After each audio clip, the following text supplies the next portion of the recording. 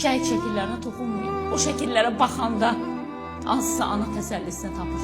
Analar var deyir ki, oğlumun şəklinə toxunsalar həmin gün ölərəm. Çünki deyir, mən o yolu keçəndə oğlumun şəklini görəndə elə bilirəm ki, o sağdır, o yaşayır. Və bugün hansısa icra başçısının qəhrəman oğlu görmək xoşuna gəlmir. Niyə? Siz də bu Azərbaycanın oğlusunuz, şəhərin inkişafı, hansısa kəndin inkişafı filan çox gözəl başa düşürəm. Bunlar olmalıdır. Amma mütləq şəhid şəkillərinin kəsilməsi üzərində olmalıdır. Toxunmayın şəhidlərə. Bugün uşaqlar var, şəhidlər xiyabanına gedib, ata mən gəlmişəm deyib, məzar daşlarını qucaqlayırlar. Toxunmayın şəhidlərə. Qoyun müqəddəs nəyimizsə qalsın bizim. Rahat kresloda əyləşənlər, çölə çıxmıram, soyuq olar. Atanın balası, necəsən, yerin rahatdır deyənlər zaten anlamaz ki, şəhid nə deməkdir. Şəhid evinin çırağı sönən anlayar.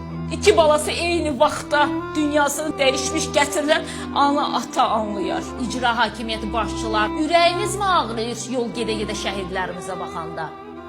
Ağrıyırsa niyə ağrıyır? Gəncdilər, 18, 19, 20 yaşında, bəzisi balasının üzünü görmədən, bəzisi anası ilə halallaşmadan, vidalaşmadan, bəzisinin nişan xonçası hazırlıqlı olanda, amma bir də qanlı kəfəni var idi 44 günlük müharibədə.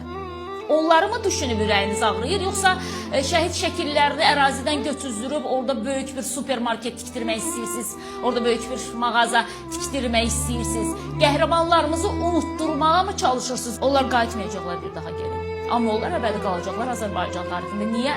Çünki qəhrəman.